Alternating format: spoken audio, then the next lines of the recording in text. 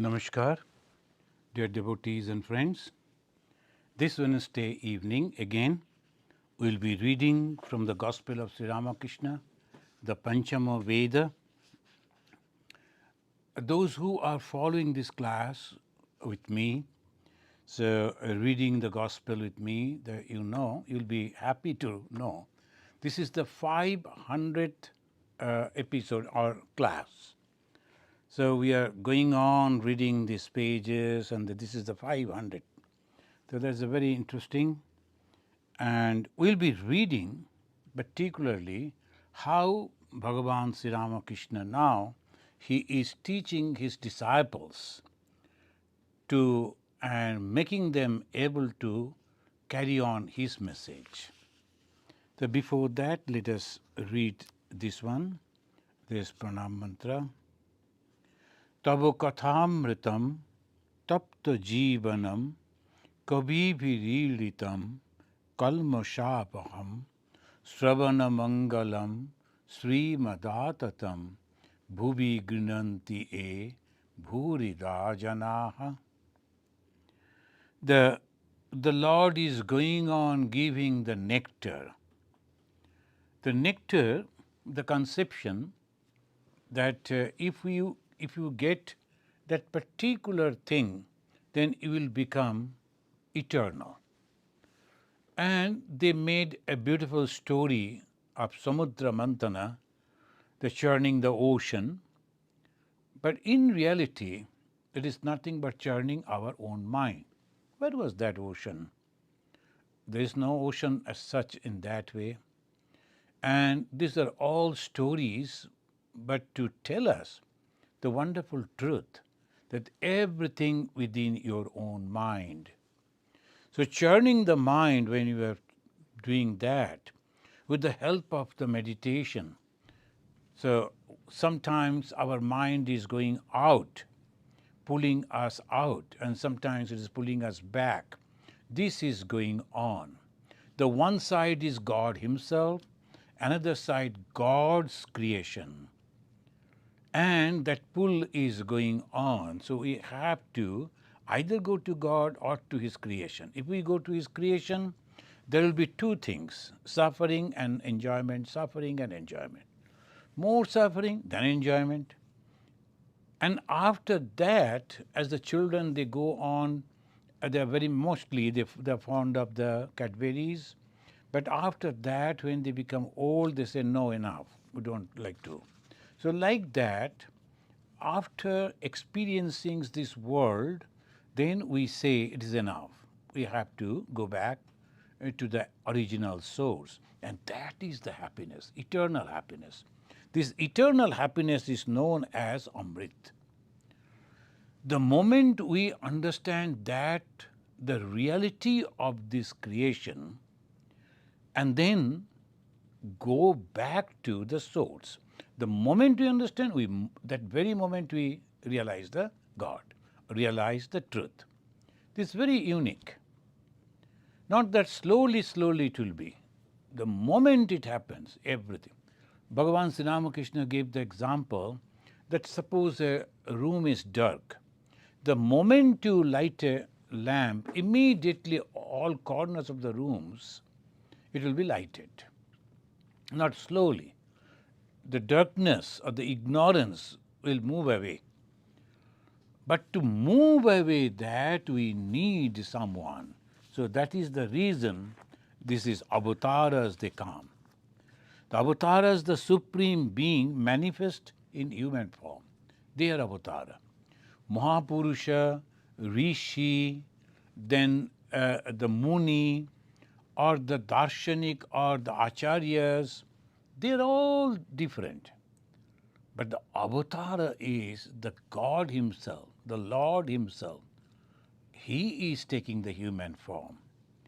And he lived the life and teach the people the true religion, true path, the ultimate goal of human life. We all know the ultimate goal is God realization. And what is that God realization? The moment we say the God realization, some different conceptions are there. different type of faith, the people, they will be saying the God realization means it goes to the heaven and then you live over there. But the Vedanta, the Hinduism particularly, is an unique way it developed that they will be asking question, researching, and coming out with the truth. It's not someone prompted. So obviously Hinduism is based completely on the knowledge. They are going on researching on that. So there is no end of avatar. Some of the philosophy, some of the religion, they say this is the end. This much and no further. No one can realize God except those people. So you have to go through that. But it's okay. Some people, they believe in that way. That is for them. It's okay. But for the Hindus as such, no, you have to realize your own. I can help you. I can guide you. But you have to realize your own. So that is the uniqueness. The avatara, when they see the majority of the people, particularly the rulers and the leaders of the society, when they are confused and corrupts, then the God comes. It is in the Bhagavad Gita, the Lord is taking the promise. And what they do, first they live their life. There is a pattern. In the Satya Yuga, there is no problem. Everyone was all right. So that is the Satya Yuga, no avatar. Treta Yuga, a little bit. So the Lord divided himself into 4 or 5 parts and came. The Ramachandra, his brothers, and the Sita Ma and Hanumanji. So like that, they all came together. They mostly, they love to say, a group of people, they love to say Ram Parivar. That's a good word. So Ram Parivar, they all came. God came with so many. But the next, after Satya, Treta, Dwapara Yuga, it is the God and no Parivara. It is he alone, because he had to show that tremendous power. In the meantime, in his creation, the lot of confusion came. And what is the confusion? The people started thinking that if we are powerful politically, economically, then only we can rule. So the rulers, they became corrupted, many of them. There's a big list. Jarasandha was their leader. But there were so many. Those who know the Mahabharata, they know there's so many were there in different places. So they were corrupted leaders, and then they were torturing people. They forgot the life is for few days. Even today, if you look around, there are leaders who think that he is going to live eternity, and he goes on taking wrong decisions, creating problem for his own subjects, own people, own country. One day he will die and leaving all those people in difficulty. So these are the confusion, but they think they're doing the right thing. They don't think that they are doing anything wrong. They think that. So why this confusion? Because the buddhi, how the buddhi or the intellect can take the proper decision. Even you will find the people having so many the certificates from the universities, they are otherwise so-called highly educated people. But about the religion, they are thoroughly confused. They do not understand what is this. Sometimes they think it is only for the ladies. Sometimes they think it is for the weak people. Sometimes the illiterate people can go for God. We are all powerful people. We know this, that. So this is very difficult, very difficult. That is why avatara they come. Yada yada hi dharmasya glani. Dharma glani means this misunderstanding completely. So, and at the time of Sri Ramachandra, he showed in his life, then through the others also they established, like the Vivishana, like the Hanumana. So they established the Dharma. Then that was followed by his children, the Lava Kusha, etc. Then came another, the Krishna. Krishna himself lived a wonderful life of dharma, and their dharma was very clear. Dharma, it is the swadharma, asrama dharma, and all those things that time it came. It is not only searching for the truth. Many other things were also considered that you have to practice that. So there's a Krishna that he introduced. At the time of Krishna, only so many philosophies that came. He gave different paths also, karma yoga, raja yoga, dhyana yoga, etc. Raja and dhyana same. The bhakti yoga, jnana yoga, like that. And after that, after the Krishna, then it came the Kali Yuga. In the Kali Yuga, we find it is more complicated because of the situation. We are carried by those. Suppose if you go back to the history, suppose a tyrant person is coming, and then the people, how they will save themselves, things were different. Now, almost all of our people, because of the newspapers and the news medias, whatever we hear, and our mind is formed in that way. If the news medias are, as they call it, purchased by the rulers, whatever the information comes, we are fed with that. We do not understand. So we make the mistake in taking the decision. So Swadharma, that the Lord Krishna said, each and everyone, if you are, now the media is a very strong teacher. So they can teach properly, but they are not. They are not doing. Why? Money. What they're going to do with that money? A little bhoga. They will go to a 7-star hotel, then the 5-star hotel, then all these things, and little bit of these and that. Same food, same drinking, all how much they can do. But inside they think they have great satisfaction they feel and doing adharma. And the result, in the next life, they will have a very filthy life, very filthy life. And they will get all this type of tortures. Then another group of people will go, oh, those people, they are crying, why the God is doing that? So karma phala, like that, so many things going on.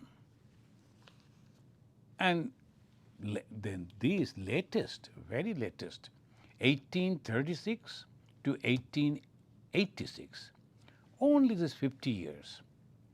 And in a village of Bengal in India came the latest avatar. And he gave us a perfect path. And very perfect for the modern society.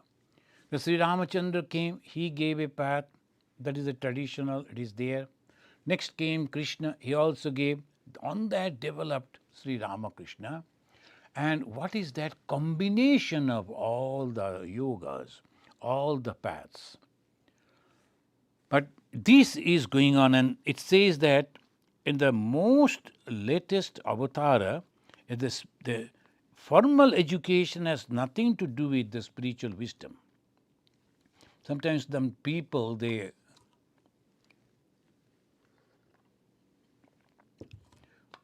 yesterday someone came, they were telling, oh, that Swami, I came to know that he was graduated from such and such university, etc.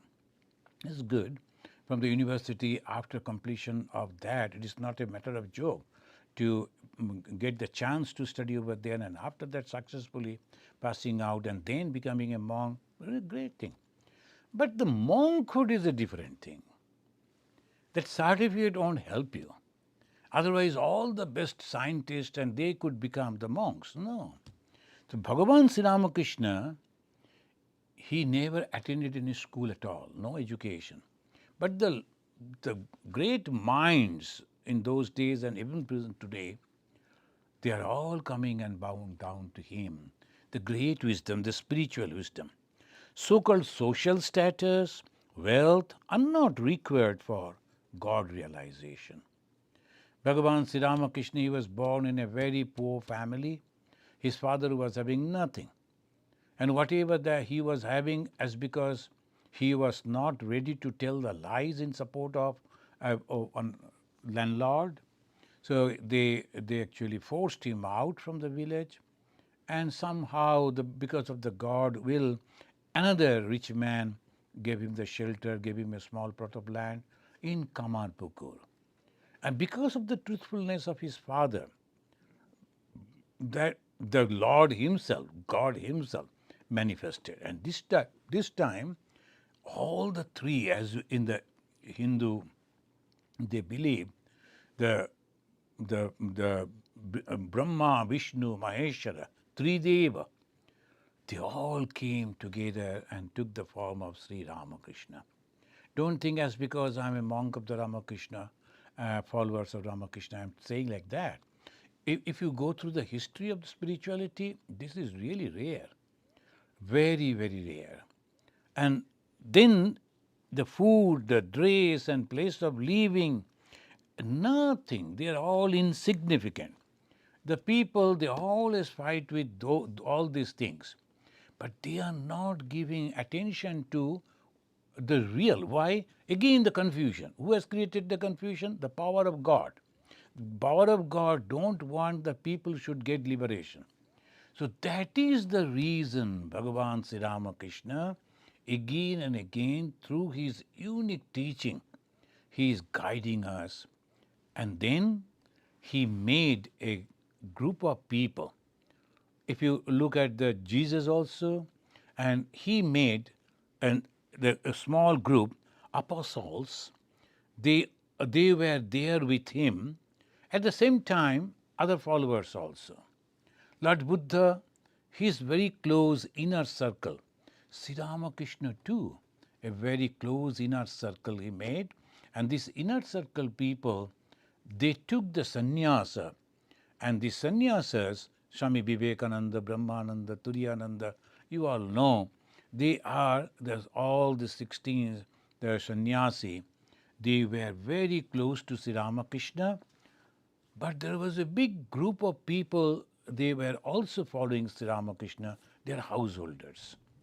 And these householders, many of them, you know that Master Mahashaya, one of them, then others were there. Mathur Babu was a great supporter and he used to support. So these people are all supporting from outside, and at the same time, they're also living a very holy spiritual life. Seeing them, the householders are also getting inspiration.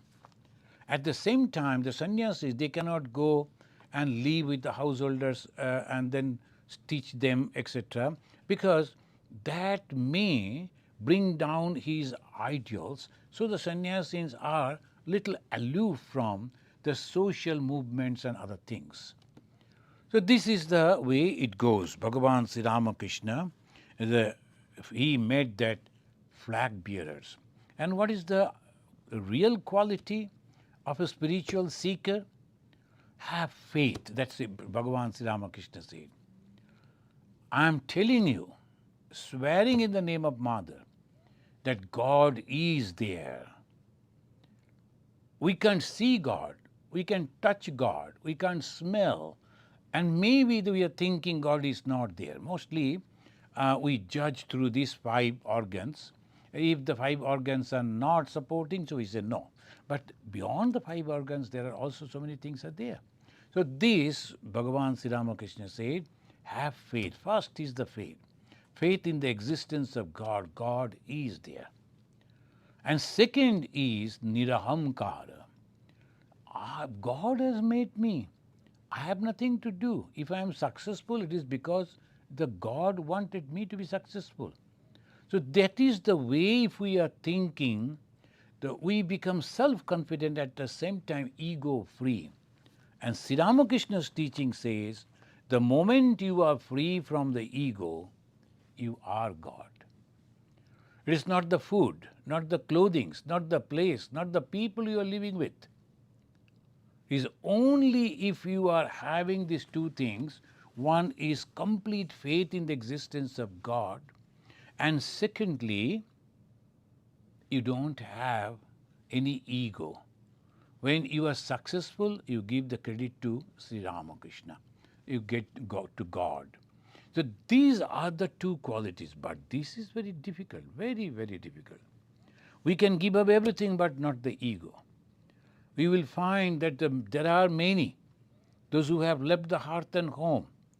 They are not attached to the money or other things. But ego is tremendous because of the name, of the fame, and the jealousy. And they don't consider those things. They think it is okay. That I am so and so, I have written books, I have written articles, I spoke over there. Oh my God. So they forget. Why? Again, Maya. So what to do? Then Bhagavan Sri Ramakrishna said that you must pray to God. Pray to God, please hold my hand. So this is the way: fast, bhakti, then karma, then dhyana, then jnana. So what is the jnana? I am the son of God. Yes, I am the daughter of God. We are the children of immortality. That is that called Amrita. The moment we get that, where from we will get? In our mind itself. And how it is possible? Through sadhu sangha. And what is the sadhu sangha, the holy company? Reading the gospel of Sri Ramakrishna. The Panchama Veda. This is a great knowledge and very nicely prepared for the modern minds. Then we heard that how a young boy, Narendranath, very intelligent, and slowly, slowly he has taken the decision that he like to give up everything. So Bhagavan Sri Ramakrishna is kindling the light of renunciation in the mind of this type of boys. So they are coming and they are seeing things and then taking the decision. So let me live a life, and then it is nothing like that. There are some faith and some tradition that you have to follow the 4 ashramas. Brahmacharya means student's life, then householder's life, garastha, after that retired life, bhanaprastha, then sannyasa, you are recluse, you are all alone, living in some place and then slowly withdrawing the mind, detaching the mind like that. They don't believe in the monastic life. Many are there. But Shankaracharya giving the emphasis that whenever you feel like giving up, why I have seen, why I have to have the experience. I have seen a person putting his finger into the fire and it burns. Shall I have to go and put my finger too? So in the world, I have seen the people are unhappy. The wealthy people, they are crying. And so-called the powerful people, they are also frustrated. So many in the society, so many varieties of sufferings. Shall I not learn? And if when I learn, then what I should do? I should try to come out of that. That is exactly what the Narendra Narendra became silent. A fire of intense renunciation was burning within him. His soul was restless for the vision of God. He resumed the conversation. He was talking with the Master Mahashaya. You have found peace, but my soul is restless. You are blessed indeed. Master Mahashaya's peace as because he was a little matured and he understood that his dharma is a householder's dharma. Previously he used to say to take the permission, try to take the permission from Bhagavan Sri Ramakrishna. Can I become a monk? Shall I leave and go? Sri Ramakrishna said no. And moreover, this living together, that is also very, very important. When he observed the Narendra, his suffering, he wanted to realize God. He could, just by touch, could give the liberation, but he didn't give that. You have to earn it. You have to realize it yourself. As the best teachers, they are not writing the answer paper. They are asking his student to, see, this is the system, follow it, and then come out with the answer. And they are learning it slowly, slowly, slowly. M did not reply but sat in silence. Friends, I am reading from 936 of the English book, Gospel of Sri Ramakrishna by Swami Nikhilananda. He said to himself, Sri Ramakrishna said that one must pant and pine for God. Only then may one have the vision of Him. Immediately after dusk, M went upstairs. He found Sri Ramakrishna asleep. It was about 9 o'clock in the evening. Niranjan and Shashi were sitting near the master. Master means Sri Ramakrishna. Now, these names, Niranjan and Shashi, Niranjanananda and Shashi Mas Ramakrishnananda, all these young boys, afterwards, they became sannyasins. Bhagavan Sri Ramakrishna here itself, in the Kashipur, he distributed the Gerua cloth. When the Guru is giving the Gerua cloth, that person becomes a sannyasi. There's a sign, the symbol, and also the mantra they give. So this is the way that they afterwards they became sannyasi. And it was about 9 o'clock in the evening. Niranjan and Shashi were sitting near the master. He was awake. Every now and then he talked of Narendra, Sri Ramakrishna. How wonderful Narendra's state of mind is. You see, this very Narendra did not believe in the form of God. And now you see how his soul is panting for God. You know that story of the man who asked his Guru how God could be realized? The Guru said to him, "Come with me. I shall show you how one can realize God." Saying this, he took the disciple to a lake and held his head under the water. After a short time, he released the disciple and asked him, "How did you feel?" "Oh, I was dying for the breath of air," said the disciple. When the soul longs and yearns for God like that, then you will know that you are not have long to wait for His vision. The rosy color on the eastern horizon shows that the sun will soon rise. Friends, this is how one should. The realization of God doesn't mean something new that I was not having, and I go and pick it up or get it and someone give it to me. Nothing like that. It is already there. It is like the Vedantin, they say, it is like a mirror covered with dust. You go and stand before that, you don't see any reflection. Then someone says, no, this is a mirror, very costly Belgium glass. So you go on cleaning. Then one day you find that when slowly, you can see some of the images coming. Then when the whole glass is completely clean, out of complete dust, you see yourself. And that is that. It is we are already pure. Only we are thinking that we are not.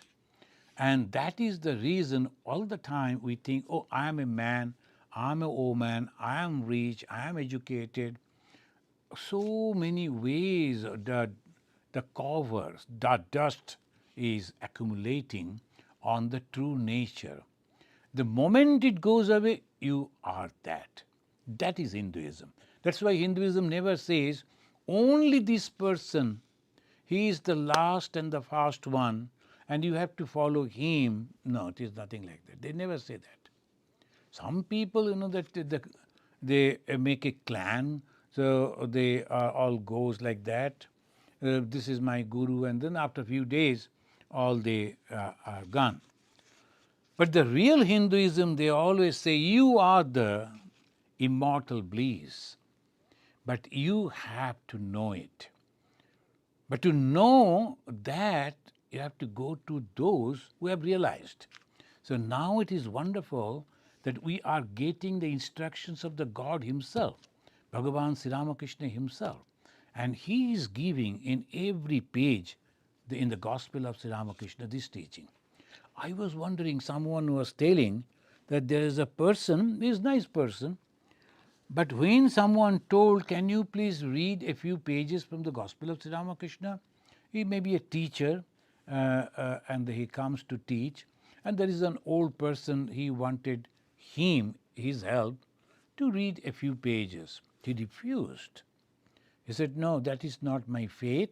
And what faith? Those who have read the pages, in the pages of Sri Ramakrishna Gospel, all faiths are coming here. He is not instructing any one particular thing, not even talking about him. He is telling the truth only. So some people, they lock themselves and they think they are very pure. What will happen to them?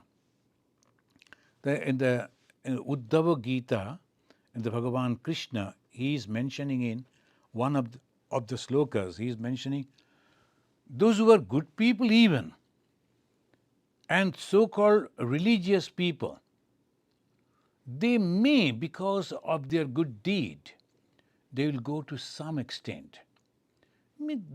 Very, very good people, but having the desire, having the ego, separation from God, they will become some of the demigods, enjoy that power.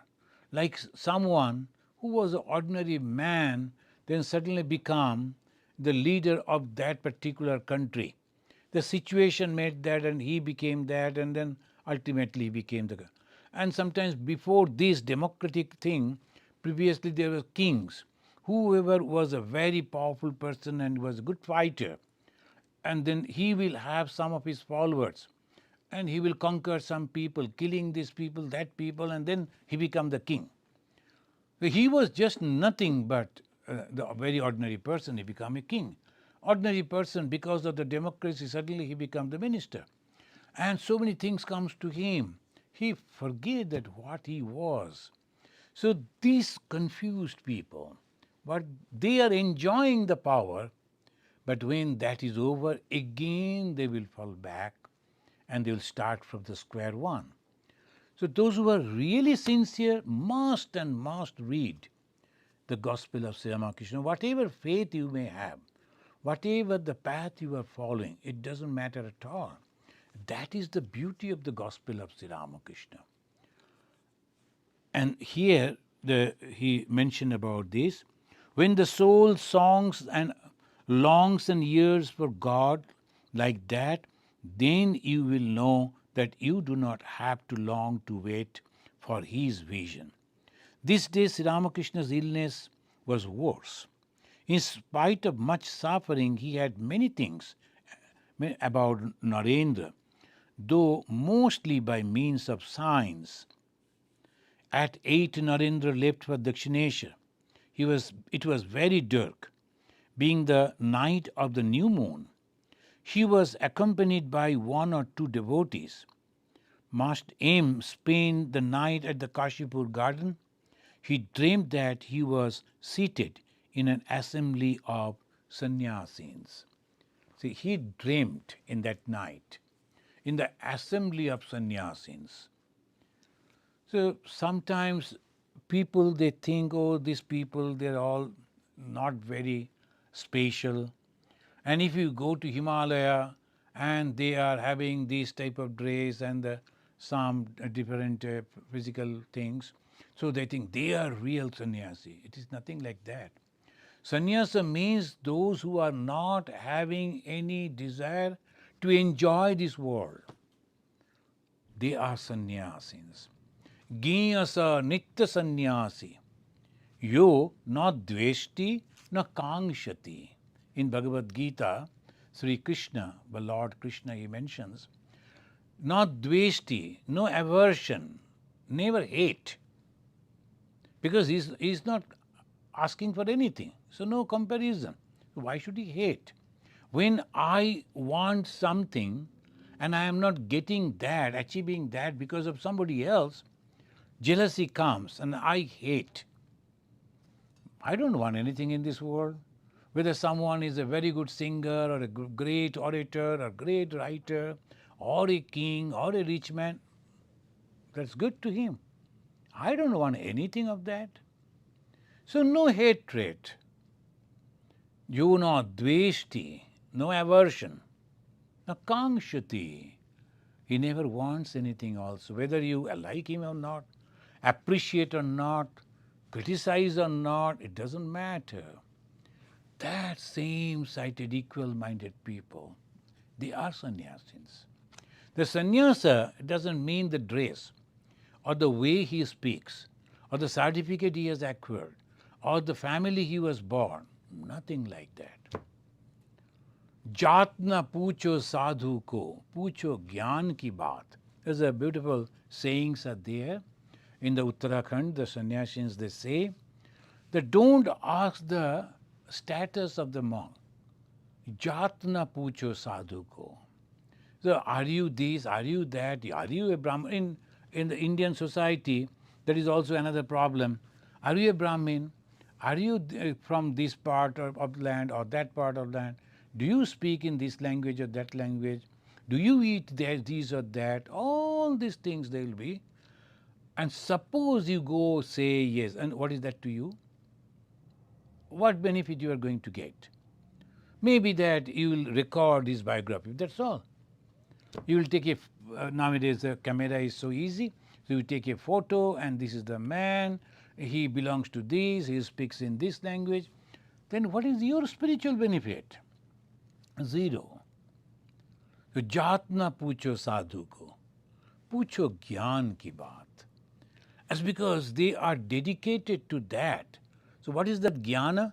The jnana means I have to realize God. And what is that God? Love. How that love will come? When there is no hatred. And when there is love for everyone. Why? Because I know my God is in every being. That is the way, it is called Gyan Ki Baat.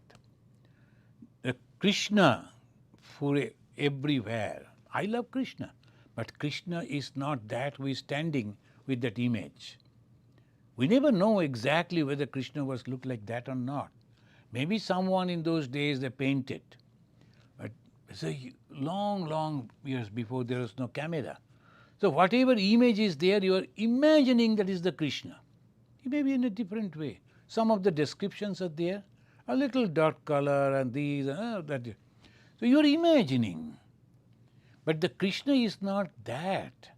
Is whether he was playing the flute or not, whether he is having the Sudarshan Chakra or not. Krishna is love. Why? Because he is in every being. How? As the Chaitanya. And that is why he said, Krishna said, the Kshetra Kshetragya Jnana. The Kshetragya Tam Viddhi. I am the knower of every body, every being. Kshetra is the body, and inside that, the body of every body, that there is a life. There is a consciousness. I am that. And I am beyond that. Not that I have broken and divided myself. I am at all as I am.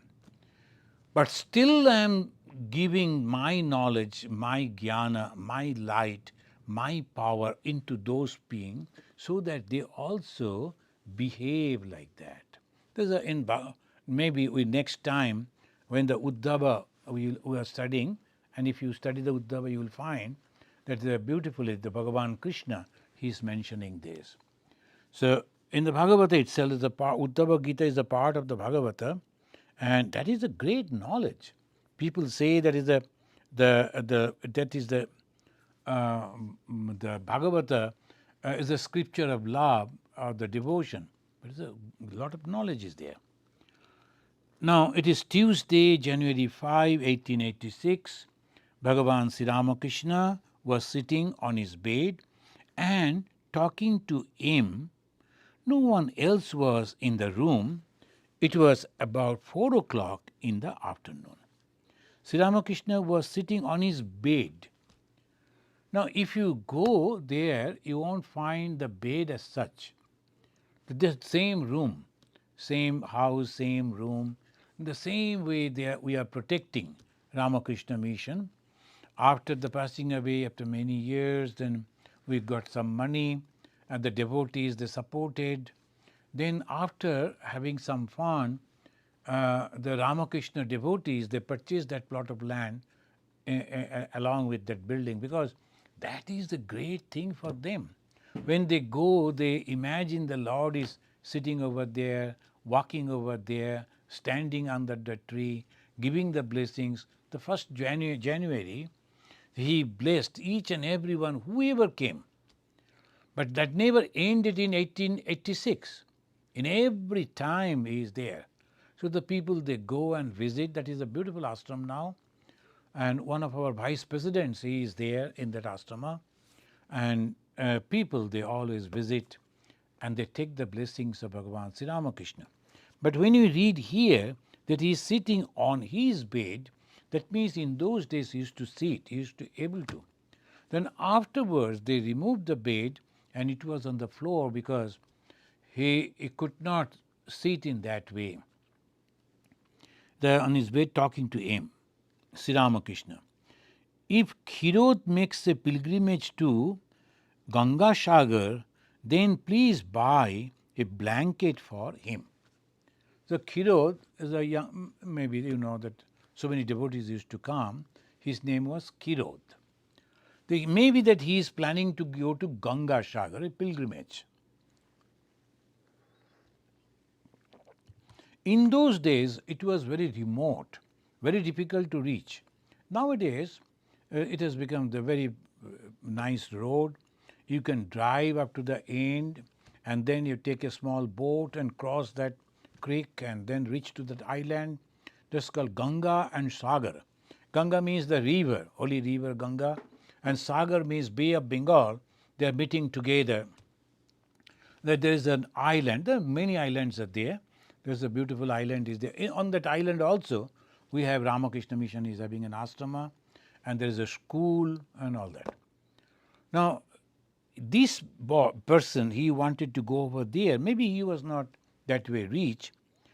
And Sri Ramakrishna is asking Master Mahashaya to purchase a blanket for him. This is called a real teacher. Master Mahashaya, he was a very holy person. And Sri Ramakrishna is helping him to develop his spiritual power. And that is the reason he is asking him to donate. Donation, that the householder, he is earning the money and he is working so hard to earn that money. Now he is giving that money to a person whom he doesn't know. Not only that, not getting any benefit after that. But if you are giving just thinking that he is the God and he needs this, you get a great spiritual benefit. That's why the donation is very, very important. Majority of the people, those who are really rich, as they call it, fabulously rich, they don't like to give the donation. They give donation only to get another benefit. The political party donation, these, that, they will know if we are having some good relation with these people, and when they come to power, I will get some order. That is not a donation. It is that investment, then afterwards they will get the benefit. But donation means just giving away. Whom I am giving, I don't know. And I am not expecting any return. Bhagavan Sri Ramakrishna, Master Mahashaya, was not a very rich man. He was a very humble earner. His salary was very low. And in those days, and the teacher's salary, you know. So obviously, purchasing a blanket, Master Mahashaya has to then again calculate his budget, what will happen, etc. But Sri Ramakrishna is asking him. Why Sri Ramakrishna loved him? He is not asking Narendra to do it. He is asking Narendra to go and meditate. He is asking Narendra to organize this. He knew that Narendra is going to become a monk. He will be the leader of the monks. The monks' lives are completely different. They did not to give any donation to anyone. And sometimes the monks, they will be purchasing things and for taking for the gift. They are not supposed to. They are not. Rather, whatever the money they get as the pranami, the sometimes people they give, the Hindus, this is the tradition, no one will touch the feet of a holy person without giving little gift, either money or something. So by that way, maybe a cloth, maybe some food, like that. But what do they do that? Sometimes people they give that money, what the monk should do? They should utilize it for the benefit of the society. Why? Because that will go to the donor who gave the money. He is helping another poor person, maybe a student, maybe a very old person cannot support himself, a lady. But that good work of that monk he is giving, he knows that it is not my money. So and so gave. So he is giving, and then the blessings are all going to the donors. So the donation is very, very important. God sometimes don't take the donations from the people, those who love too much their property and money. So they say, okay, you enjoy. They will never take the money from them. The God never takes like that. Then you know that's a very beautiful story. And through these stories, this truth comes. One day, Lord Krishna and Arjuna, they were walking, and then they went to a house, a lady, very old lady, and told, Mother, we like to have some food, atiti, unannounced guest. So that lady immediately prepared some food, whatever it was possible for her, and then fed them. And when they came out, then the Krishna told, oh, we should also give her something.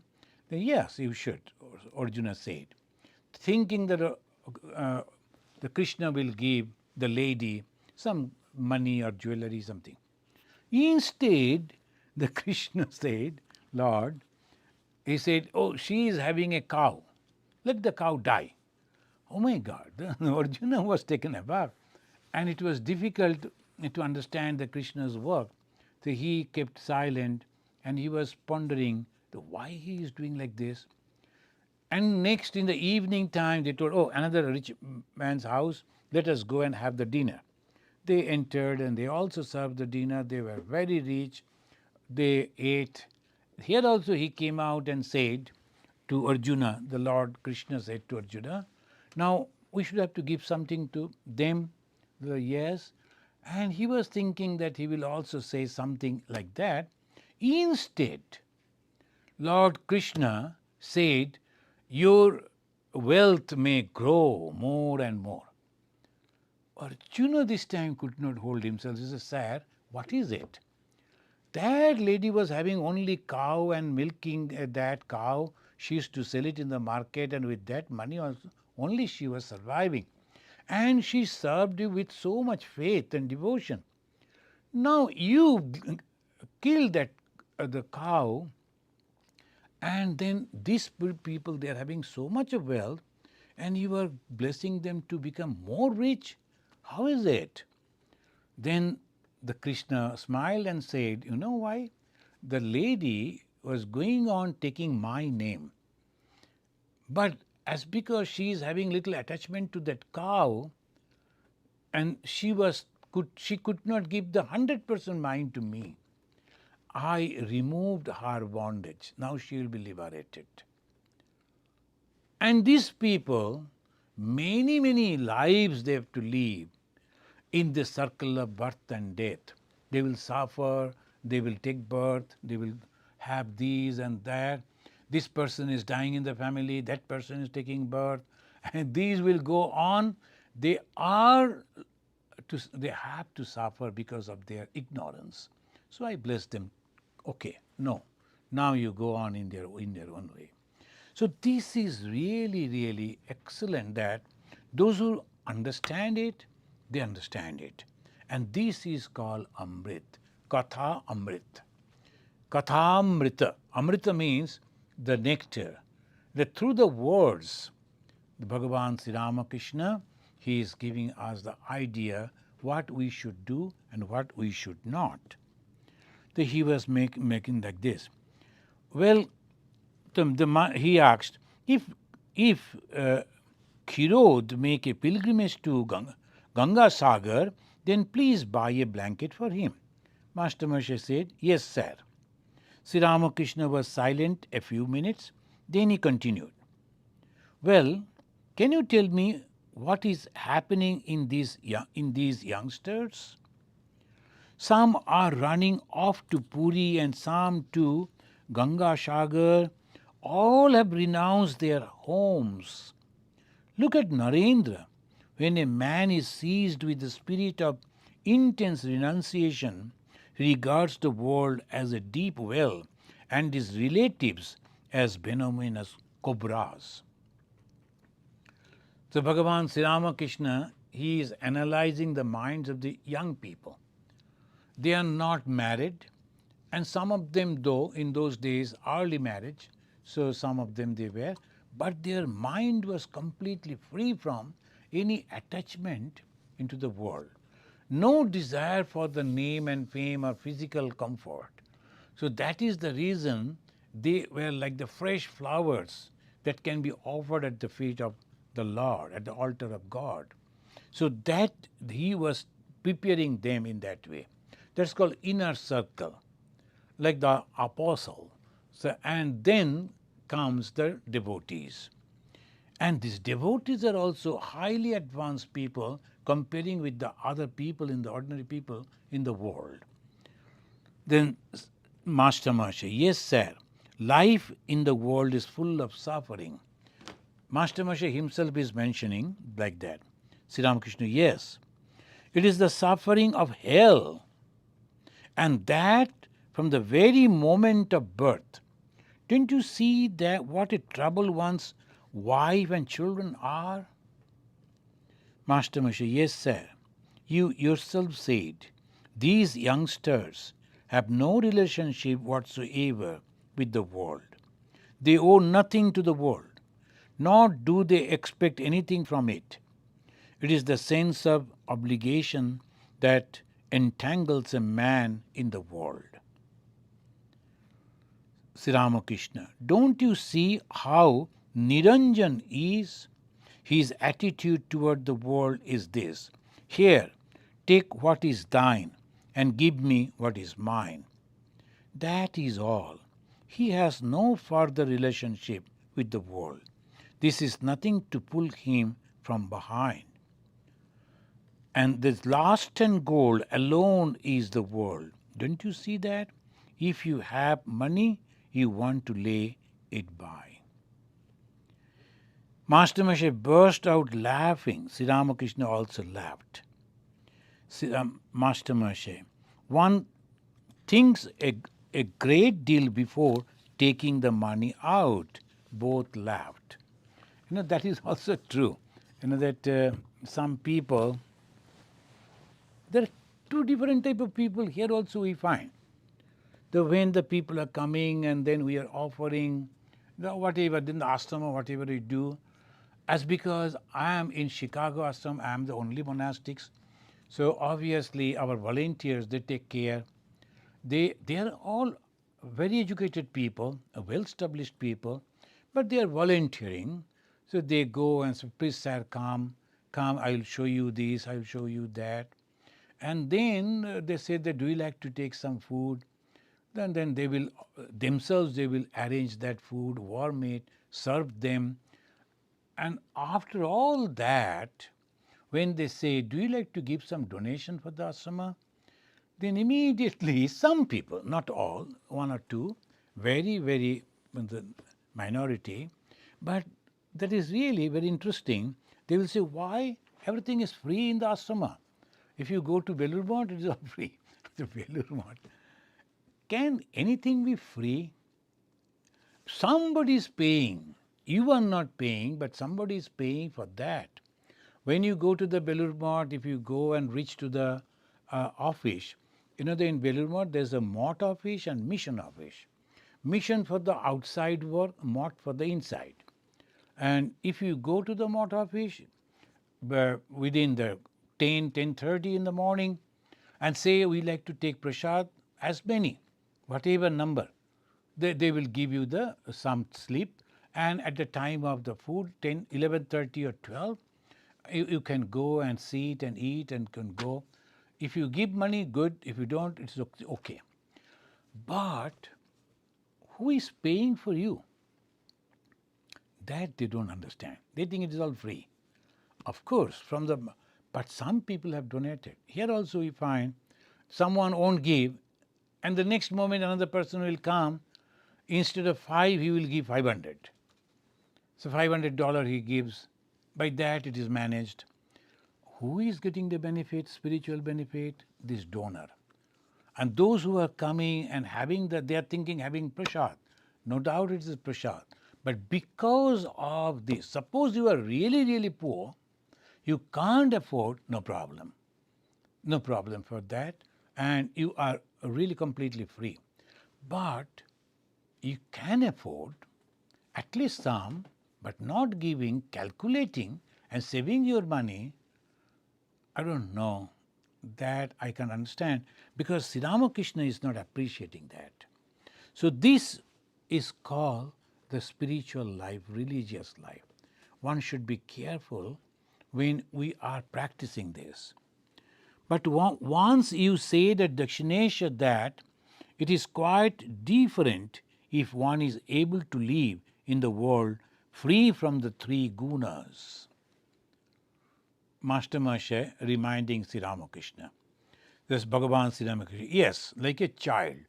What are the 3 gunas? Sattva, Raja and Tama. The Sattva guna are good qualities, love, sacrifice, services. Raja guna, they do all those things but with a pinch of ego. And Tamaguna exactly opposite. They will never do, rather they will harm. But if you are free from all those 3, you like a child, sometimes you are angry, sometimes you like to do, sometimes you don't do, but you are not bound by anything. So that is why the God's children, they say, they are completely free from 3 gunas. Master Misha, yes sir, but it is exceedingly difficult.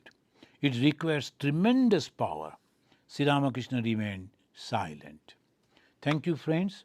We stop over here, and next Wednesday, next Tuesday is the Durga Puja, isn't it? Or next Tuesday is the Durga Puja, and Wednesday we may have the class, the first. Oh, thank you very much. Happy Durga Puja. May the blessings of Mother be with you. Any question there? So there is a YouTube user SM. He's saying, since God is ultimately formless, then what are we praying to that actually is listening to our prayers and giving us buddhi to fulfill our prayers? Or does it send others to help us? Both ways you can say. So it is the consciousness always present in every being. So obviously when we are praying or thinking, it is that same consciousness which is recording it, isn't it? Like that. When you are praying, your all bondages slowly going away and you are becoming free. When you are trying to acquire something, your ego is functioning, your hatred is coming up, jealousy is burning you. The same mind with the same thing, and the bad effect is coming on you. Bhagavan Sri Ramakrishna gave a beautiful example. A lamp is burning. There is light. One person using that light forging the notes. Another person using that same light reading a spiritual book. Now, God's light is present in every being. What I am thinking, I am doing internally, that is also recorded. When I am doing good, that is also recorded. Now, when we are slowly becoming ego free, because when I is connected with this body, but when I think I am not this body because body is constantly changing. I am not the mind because mind is changing. We were in the path of knowledge, if you are following that. That is okay. But it is difficult all the time. So they say, believe that there is God. And believing the words of the people like Sri Ramakrishna, the great personalities like Sri Ramakrishna Mahasharada, Swamiji, if we pray, of course the prayer is hard. Who is hearing the same consciousness? How it will be helped in your own mind, or other people will try to help you because of the same effect. Thank you. YouTube user SPM Mukherjee. Thakur says God is real world. World is also real, just like the bell fruit and the seeds. Isn't God ultimately in everything? Then why is enjoying worldly things bondage? Isn't that loving God also? If you can enjoy the world loving God, then you are free. Who said? Of course it is. The Ramanujacharya, he said it is like that. But when you are enjoying the world and thinking this is mine and no one should approach and no one should disturb me, and I should take it with me, then it is a bondage. I saw one gentleman, the government officer. So they got the quarters, and in the quarter there's a space is there for the flower garden, vegetable garden, back kitchen, vegetable. So they developed something with the help of the people they got from the government, and they helped. My God, the lady, when they got the change, they were leaving that quarter. The lady asked those people to pour warm water to kill all the trees and the plants that they have grown. When she was asked, why to kill this? They said, no, I grew those things. Why the other person will be coming over here enjoying that? This is called samsara. Thank you. The next question is from Brian. He's asking, in this chapter, Sri Ramakrishna speaks of renunciation. How can we practice renunciation of the ego while still maintaining healthy self-respect in daily life? Oh, Brian, that is, that how it is. Whatever you are doing, people are appreciating, but give it to God. I could do it very nicely, and people are appreciating it, but actually I couldn't do without the help of God. It is God who gave me the intellect. It is God who gave me all these ideas, and I use those, and that is the reason I could do. But this is the way you can give all those things to God. And suppose you fail, then you go to God and say, you gave me the intellect, but unfortunately I could not properly utilize that. I am sorry. Next time I will try. This is the way you are always connected with God and becoming humble. So your personality is intact. At the same time, ego is crushed. That Lord Buddha, previously the monks were completely free. Even our Christian monks, they were to live all alone. Then afterwards, Lord Buddha developed this Shanga. Shanga means they should live together. Why? And not only that, he taught them that you should take the refuge in Shanga. Buddham Sharanam Gacchami. That means the principle that I am accepting it is the Buddha and I am taking refuge.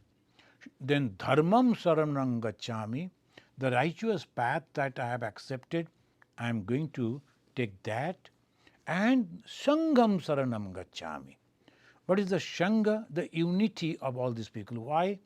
When you are living together, your ego is constantly crashing with others. And you are adjusting. Yes, that man is not educated than me, but still he is in this situation when whatever he is asking, I should admit it. By that way, you are adjusting your ego. You are removing your ego. That helps. And when you are all alone, whatever you do, no one is challenging, and you think you are the God. And your ego is going on increasing, and ultimately you will reach nowhere. So this is the reason people should live together, those who are practicing spirituality and the Shanga. And sometimes your wishes are not fulfilled. Sometimes you want to do in this way, but people won't allow you to do. By that way, you're adjusting, and your ego is slowly going away from you. That is a benefit. That is a Shanga benefit. Thank you. Shamir Kumar Dey is asking, since there is no temple nearby where evening artikam is sung, can I listen to the bhajans in the morning? Of course, you can do that, and even that nowadays there's all available in the YouTube and the records. You can just play it. You can just download and play. And I have heard so many people they're listening that in their own phone, their smartphones, and then after when it is singing, the play is going on, you just close your eyes and imagine that you are sitting with the monks and brahmacharis in the Belur Math and the beautiful temple, and the monk is showing the light, Bhagavan Sri Ramakrishna is sitting, and in the right hand side there is a holy Ganga flowing, in the left hand there is a green grasses and the green trees, and everything is still, and each and every one is attentive to see the wonderful arati of Bhagavan Sri Ramakrishna, and at the background Khandana Bhava Bandhana song is going on. So that way you can transport yourself in the middle of the holy people and attain the evening arati in the Belur Math itself. Imagination, so you can do that. Try that, you will get the joy. Thank you. Sanhita Banerjee is asking, how can we overcome depression of mind during prolonged sickness? Sangeeta, I can understand that. It is really easy to say, but so difficult, so difficult. Those who can do that, they are really heroes.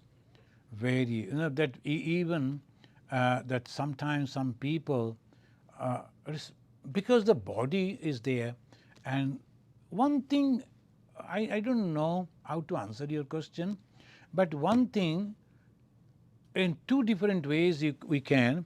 One, I am not the body, I am the spirit. This body that I am having will die someday. And today I am getting some type of diseases, and I am trying to overcome that so that I can survive for a few days, few more years. And then whatever the duties I am having, I can do that, or I can purify my mind in this way. Another is go on praying to God. God, it is up to you. You gave me the birth, you are not taking it away. Now, what I feel, you tell to God, won't you give me the liberation? The body, all this, let it go, let it go. But I don't like to come back once again in this body and take birth, and I like to be always with you. So please be with me, please be with me, please be with me. So one way is a devotion, another way the your knowledge. In both ways, you can try to minimize the effect. Thank you, thank you. Thank you, friends. Let us chant this mantra and we conclude. Niranjanam nityam anantarupam bhaktanukampa dhrita vigraham vai Ishavataram parameshamidhyam tam Ramakrishnam shirasa namamaha. Om Shanti Shanti Shanti Harihi Om Tat Sat Sri Ramakrishna Arpanamastu. Now the Durga, the puja is coming, and I greet you all that you enjoy the puja.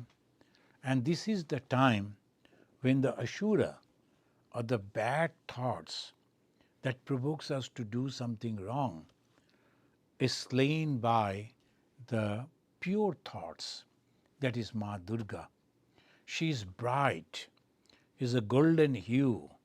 That is the light, that is the knowledge. She is having the 10 hands, and each and every hand is having different type of weapons. That shows the all power. She is all powerful. 10 hands shows she is everywhere. And that Mother Goddess is the embodiment who takes away all the suffering. Durgati Nashini Durga. So she takes away all the suffering. I pray to that Divine Mother that take away all the sufferings from the people. So many people in so many places, they are suffering. Some of the leaders, because of their ego, because of the conflict, economical, political, whatever it may be, ordinary people are suffering. Mother, please bless us so that everyone, everywhere, be happy. Jai Ma, Jai Ma.